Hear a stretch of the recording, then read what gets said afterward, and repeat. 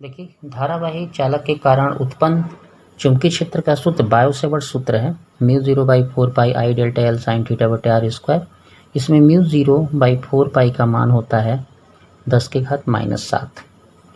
μ0 और ε0 के बीच जो संबंध है सूत्र है वो आपका ये है 1/√μ0 ε0 बराबर c, यानी प्रकाश की चाल बराबर 3 × 10⁸ मीटर पर सेकेंड। परिमित लंबाई है, परिमित लंबाई का अगर चालक है आपका तो उसके कारण जो चुंबकीय क्षेत्र बनता है वो आपको ये दिखाया गया है। यहाँ पे देखिए परिमित लंबाई हमने दिखाया है, तो यहाँ ये वाली दूरी r है, ये बिंदु P पर चुंबकीय क्षेत्र का ये सूत्र आपको दिखा रहे हैं, P बिंदु के लिए है। तो यहाँ से देखिए φ1 है और इधर का φ2 है, तो यहाँ से यहाँ तक की दूरी r है, उसके लिए चुंबकीय क्षेत्र का सूत्र ये बनता है।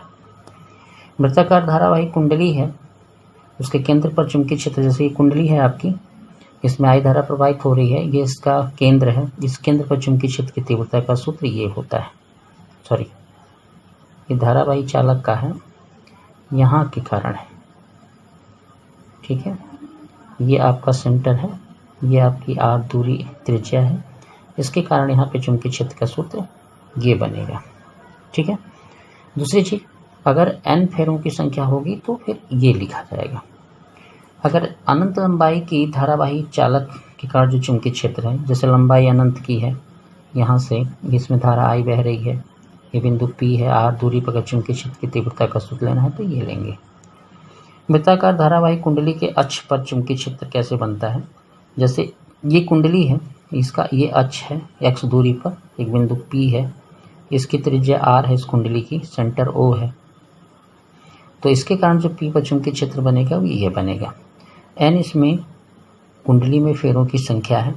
गतिमान आवेश के कारण जो चुंबकीय क्षेत्र बनता है उसका ये सूत्र है, कोई आवेश है q भी वेग से गतिमान है तो उसके कारण जो चुंबकीय क्षेत्र बनेगा μ0/4π q b sin theta by r square. इसी को हम सदिश रूप में इस तरह से लिखते हैं। उसके बाद है एम्पियर के परिपथी नियम का जो सूत्र है वो है b का डेल्टा L का रेखीय समाकलन μ0I के बराबर होता है। अब लंबी धारावाही प्रणालिका के कारण चुंबकीय क्षेत्र, प्रणालिका जो होती है हम आपको पढ़ाए हैं तो उसमें बताए हैं कि ऐसे प्रणालिका होती है लंबी, उस पर चालक तार लपेटे रहते हैं और ये इसके अंदर जो होता है वो अक्ष होता है, ठीक है, और ये होता है ध्रुव इसका, ठीक है। ये चालक तार आपके लपेटे जाते हैं, एक तरफ से धारा प्रवेश होती है, एक तरफ से निकलती है। तो अक्ष पर चुंबकीय क्षेत्र जो होता है वो होता है μ0 n/Li। यहाँ n है फेरों की संख्या और L है उसकी लंबाई, यानी ये लंबाई है L और इसमें फेरों की संख्या है। ये एकांक फेरों की संख्या का n मान है। इसमें जो धारा बह रही है वो आपको दिखाया गया। इसी प्रणालिका के सिरों पर, किनारों पर, यानी यहाँ और यहाँ जो चुंबकीय क्षेत्र बनता है उसका सूत्र ये है। टोरॉइड होता है, टोरॉइड को हम बताए थे आपको कि प्रणालिका को मोड़ करके अगर गोल आकृति हम बना लेते हैं तो उसे हम टोरॉइड कहते हैं और वो भी चुंबक की तरह व्यवहार करता है। ऐसे होता है टोरॉइड, ऐसे तार लपेटी रहती है, ठीक है ना, ये टोरॉइड है।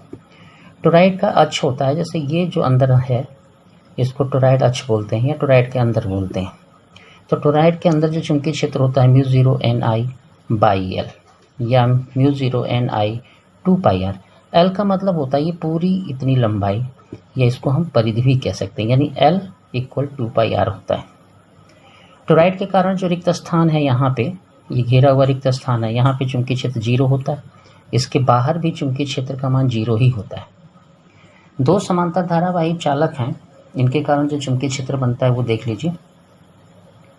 तो ये दो समांतर चालक हैं, उनमें धारा की दिशाएं अगर एक हैं, ठीक है, तो यहाँ और यहाँ पर जो विद्युत क्षेत्र की चुंबकीय क्षेत्र की टोटल तीव्रता आएगी तो इसके कारण यहाँ पे और इसके कारण यहाँ पे टोटल होगा, ठीक है ना, यानी P पर और R पर दोनों के चुंबकीय क्षेत्र का मान जुड़ जाएगा। अब यहाँ B का यूज करेंगे तो B के लिए जो यूज करेंगे 2πi/r यूज करेंगे, ठीक है। अब जैसे इसके कारण अगर लेना होगा तो ये दूरी ले लेंगे और जब इसके कारण लेना होगा तो ये दूरी ले लेंगे और दोनों का जो चुंबकीय क्षेत्र आएगा उसकी को हम जोड़ देंगे, जबकि अंदर वाले में Q वाले में यही मान घट जाता है। अब दूरी यहाँ तक की हो जाती है। इसको आप सवाल में पढ़ेंगे तो समझ में आएगा अच्छे से। अगर धारा की दिशा उल्टा है, ठीक है ना, धारा की दिशा देखिए उल्टा है दोनों समांतर चालकों में, तो यहाँ पे जो BP और PQ का ये P और R का जो चुंबकीय क्षेत्र होगा, यानी इस बिंदुओं पे, यानी बाहर बिंदुओं पर जो चुंबकीय क्षेत्र होगा वो घट के आएगा, और जो अंदर का होगा यानी Q का होगा वो जुड़ जाएगा। एक इसमें खास बात देखिए, ये आपका थ्योरी है। इसमें देखिए कि ये चालक है राउंडेड और एक और चालक उसके साथ रखा गया है जिसमें I धारा बह रही है, इसमें भी I धारा बह रही है, इसकी दूरी यहाँ से R है। तो देखिए जब ऐसा कंडीशन होता है तो दो यहाँ पे जो परिणामी यानी केंद्र पर अगर हम परिणामी चुंबकीय क्षेत्र निकालना चाहते हैं, देखिए BO लिखा है, तो इस चालक के कारण यहाँ पे चुंबकीय क्षेत्र होगा लिखा जाएगा, और इस वृत्त के कारण चुंबकीय क्षेत्र जो बनेगा वो होगा, दोनों को केंद्र पे लिखा जाएगा। तो ऐसे लिखेंगे, रेखी वाले के लिए जो सूत्र बनेगा μ0/2πi/r बनेगा, प्लस μ0/2i ये वृत्त के लिए बनेगा। ठीक है, ठीक इसी तरह का क्वेश्चन ये है। इसमें देखिए दोनों अलग अलग तार है, ये वृत्त वाला तार अलग है और रेखी वाला तार अलग है, लेकिन इसमें क्या हुआ कि एक ही तार को मोड़ करके वृत्त बनाया गया। तो ऐसी कंडीशन में इसमें भी रेखी चालक के कारण होगा, यानी इसके कारण यहाँ पे चुंबकीय क्षेत्र होगा और इस वृत्त के कारण चुंबकीय क्षेत्र होगा, लेकिन इन दोनों में इसका मान घट जाता है। ठीक है, अब जैसे ये है, ये चालक है, ये भी वृत्त बना रहा है, इसकी त्रिज्या R है, तो जो इधर अल्फा कोण बना हुआ है यहाँ से जो हम जोड़ रहे हैं यहाँ से, है ना, ये अल्फा कोण जो बना हुआ है यहाँ से यहाँ तक, तो जब हम इसका करेंगे तो B बराबर μ0/2I/r α/360, अल्फा को अंश में लेते हैं। ठीक है, तो इसको आप देख लीजिएगा। अब जब न्यूमेरिकल देंगे तो आपको ये सब कक्षा 12 का ये लेसन 7 का पार्ट 7 है, जिसमें आपको ये बताया जा रहा है कि सवाल कैसे होंगे। तो एक प्रणालिका की लंबाई है 1 मीटर, यानी प्रणालिका की लंबाई हो गई 1 मीटर और व्यास 3 सेंटीमीटर, व्यास मतलब 2r 3 सेंटीमीटर। इसमें 800 फेरे हैं, 800 फेरों का मतलब n, 5 परत हैं तो 5 इसी में ऐड कर दीजिए, टोटल फेरा हो जाएगा। प्रणालिका में धारा जो बह रही है वो है आपकी 5 एम्पियर। आपसे पूछा है कि केंद्र पर चुंबकीय क्षेत्र, है ना, तो केंद्र पर चुंबकीय क्षेत्र जो होता है प्रणालिका के कारण, तो ये होता है μ0 n/L इंटू I। ठीक है, यहाँ पे एक चीज़ और ध्यान से देखिए, यहाँ पे एक सूत्र और भी रखते हैं, ये ऐसा वाला। ठीक है, तो यहाँ पे B बराबर μ0 का मान आपको मालूम ही होगा कितना होता है, n आपका कितना हो जाएगा, ये पूरा, है ना, यानी 800 गुणे 5, और I का मान है आपका कितना 5 एम्पियर बट्टे 1। ठीक हो गया, क्योंकि 1 मीटर लंबा तार है आपका ये लंबाई का। अब इसी को हल कर देंगे हम, तो 25 60 है 200 हो जाएगा, ये 2 शून्य। ठीक है, 5 5 25, 25 60 200, इधर हो जाएगा 4 × 3.14 और 10 के घात -7। ठीक है, ये भी हो गया। B बराबर हो जाएगा इतना। ठीक है, और 10 के घात -7 और ये हो जाएगा 2 × 10 के घात 4। तो 2 का गुणा कर देंगे, 10 11 6 दूना 12 5 दूना 10 1 11 12 दूना 24 1 25, ये घटा देंगे तो इतना आएगा वेबर प्रति मीटर स्क्वायर। समझ में आ गया। ये सवाल देखते हैं प्रणालिका का ही। 2 मीटर लंबी प्रणालिका है आपकी, यानी L बराबर 2 हो ही गया, 100 फेरे हैं, n हो गया 100 फेरा, और 10 एम्पियर की धारा बह रही है, I बराबर 10 एम्पियर। ठीक है, केंद्र पे इसमें भी पूछा है तो सूत्र वही लगेगा, I बराबर μ0 n/L इंटू तो I बराबर म्यू ज़ीरो का मान हो जाएगा 4 पाई 10 टू पावर माइनस 7। n आपका 100 है, दिख रहा है आपको, बट्टे L आपका 2 मीटर है, वो भी रख लीजिए, I आपका 10 एम्पियर। ठीक है, तो इसको यहाँ से काट देंगे तो ये आ जाएगा 2 पाई, तो I बराबर हो जाएगा 2 पाई 10 टू पावर माइनस 7 और 1000। ठीक है, इसको गुणा कर दिया हमने, तो पाई बराबर 23.14, 10 के ये 3 कम कर देंगे तो 4 हो जाएगा, ये 3 तो 19 में से कम हो जाएगा, तो ये हो जाएगा 6 28 10 के घात माइनस 4, सॉरी बी है ये। ठीक है, चुंबकीय क्षेत्र है, ये हो जाएगा वेबर प्रति मीटर स्क्वायर। क्लियर हो गया। एक और देखते हैं, एक समतल कुंडली में 100 फेरे। ठीक है, एक समतल कुंडली में 100 फेरे हैं जिसकी त्रिज्या 3 सेंटीमीटर है। इस कुंडली के इतने एम्पीयर की धारा प्रवाहित होती है अक्ष पर। अक्ष मतलब कुंडली में ये वाला सूत्र आपको यूज करना है ना, अक्ष पे आपको बताना है। ठीक है, तो सूत्र जो होता है B बराबर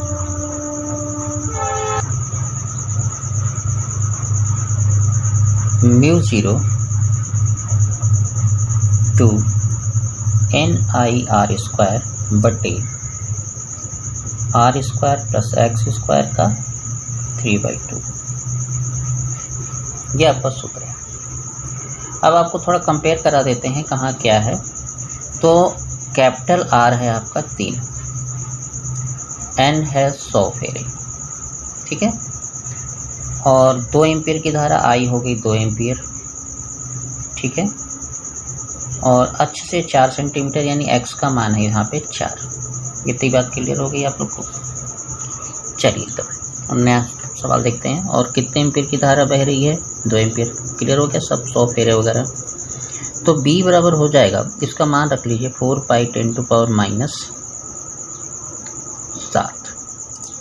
N का मान हो गया 100, I का मान है 2, R का मान है सेंटीमीटर में होगा R, तो ये 3 हो गया, 3 इंटू 10 टू पावर माइनस 2 का वर्ग बट्टा हो गया। यहाँ पे देखिए, यहाँ पे 3 है और एक दूरी है 4, यानी 3 सेंटीमीटर, तो ये हो गया 10 के घात माइनस 2 का वर्ग, और इसमें 4 हो गया 10 के घात माइनस 2 का वर्ग, है ना। इसमें 3/2 को एक बार आप रूट कर सकते हैं, है ना। 3/2 का मतलब होगा आप इसका रूट करके क्यू कर लीजिए। ठीक है, अब इसको ही हल कर देते हैं। यहाँ देख लीजिए, 4 पाई रहने दीजिए, 10 के घात ये 200 रख दीजिए, 10 के घात माइनस 7 ले लीजिए, 9 ले लीजिए, 10 के घात ये हो जाएगा आपका 4 बट्टे, ये देखिए ये 3 का स्क्वायर, ये 4 का स्क्वायर, ये प्लस है, तो ये 9 और 16 25 आ जाएगा, यानी 5, 10 के घात माइनस 2 के पावर कितना आएगा 3। ठीक है, ये समझ में आया। तो देखिए 3 का स्क्वायर 9 गुणे 10 के घात माइनस 4 होगा, 4 का स्क्वायर 16 गुणे 10 के घात माइनस 4 होगा। जब उसका हम रूट निकाल देंगे, हमने रूट नहीं लगाया यहाँ पे, तो हो जाएगा 5। अब 5 के पावर कितना आएगा 3। तो B बराबर ये हो जाएगा 4 पाई 209 और ये हो जाएगा 7 4 11। देखिए ये तीनों अंक तो हमने रखा ही है, ये 9 रखा ही है ना, बटे यहाँ हो जाएगा 25 और 10 के घात माइनस 6। क्लियर हो गया। 25 8 200, ये हो जाएगा आपका B बराबर, तो यहाँ हो जाएगा 4 पाई 9 8 72 और 10 के घात 6 5 11, ये 5। इसी को आप हल कर सकते हैं, 3.14 72 10 के घात माइनस 5। ठीक है, ये हल करेंगे तो आपका आंसर आ जाएगा वेबर प्रति मीटर स्क्वायर। ठीक है, अब देखिए एक और चीज़ देखते हैं। एक सीधे तार में 12 एम्पीयर की धारा बह रही है, सीधा तार है ऐसा, 12 एम्पीयर की धारा बह रही है और इससे 48 सेंटीमीटर दूरी पर, यानी यहाँ से आर कहेंगे, आर बराबर 48 सेंटीमीटर, ये तो आपका आई हो गया और ये हो गया 48 सेंटीमीटर दूरी पर चुंबकीय क्षेत्र तीव्रता। ठीक है, तो यहाँ देखिए सीधे तार के लिए जो सूत्र होता है ये 2 पाई आई अपान आर होता है। ठीक है, यहाँ इसका मान तो फिक्स है 2 × 10 की घात -7, आई का मान कितना हो जाएगा 12, इस आर का मान कितना लिखेंगे 48 × 10 की घात -2 सेंटीमीटर है ये, तो यहाँ तो इंटर में आप समझ सकते हैं। तो 12 चौक 48 हो जाएगा, 2 दूना 4 हो जाएगा, तो B बराबर 1/2 × 10 की घात -7 के ऊपर कर देंगे तो ये हो जाएगा आपका 2, यानी B बराबर 5 × 10 की घात -5, 0 पॉइंट है ना, 0 पॉइंट इतना आ जाएगा वेबर प्रति मीटर स्क्वायर। अब और एक देखते हैं, यहाँ देखिए इसमें बोला है एम पर चुंबकीय क्षेत्र। ध्यान से देखिए ये दोनों दो चालक हैं, इनकी धारा की दिशा एक है, तो एम पर जो चुंबकीय क्षेत्र आएगा वो दोनों चालकों से जोड़ के आएगा। जैसे ये I1 अगर मान लेते हैं, इसमें I2 मान लेते हैं, तो दोनों को जोड़ के आएगा, तो ये B1 + B2 लिखेंगे। अगर एक एक चालक की बात करें, एक एक चालक की यहाँ पे चुंबकीय क्षेत्र, इसके कारण चुंबकीय क्षेत्र का सूत्र अगर लिखते हैं μ0/2 पाई I/R 1 कर लीजिए, और μ0/2 पाई I2/R2 ये कर लीजिए। तो B M पे निकाल रहे हैं आप, μ0/2 पाई हो गया, अंदर बचता है I1 कितना है 10, R की बात थोड़ा सा समझना पड़ेगा। इस चालक से यहाँ तक का जो R होगा वो 2 और 2 4, यहाँ का 2 है और यहाँ का 2 है, तो ये हो जाएगा 4 सेंटीमीटर। क्लियर, प्लस यहाँ पे I2 है 5, ये रख लीजिए, और यहाँ पे यहाँ से यहाँ तक की दूरी है 4 × 10 की घात, तो यहाँ से इस चालक की दूरी R2 है 2 सेंटीमीटर। ठीक है, चलिए करते हैं आप, तो इसको काट देंगे तो 2 × 5 = 10, 2 दूना 4 हो जाएगा, बाकी लोग को काटने की ज़रूरत नहीं है। तो यहाँ पे देख लीजिए आप, सेम मिल गया μ0/2 पाई, यहाँ देखिए 5/2 × 10 की घात -2 दिख रहा है, 5/2 10 की घात 2 दिख रहा है, यानी 2 × 5 2 × 10 की घात -2 आप कर सकते हैं। तो यहाँ हो जाएगा आपका, इसका पूरे का मान है 2 × 10 की घात -7, 2 10 / 2 10 की घात ऊपर कर देते हैं इसको। ठीक है, काटते रहना चाहिए, बीच बीच में नहीं काटेंगे तो फिर आपका सवाल कठिन हो जाएगा, तो बीच बीच में थोड़ा थोड़ा काटना चाहिए, स्टेप बड़ा लेना चाहिए, जिससे कि आपको आसानी से हल हो और गलती कम हो।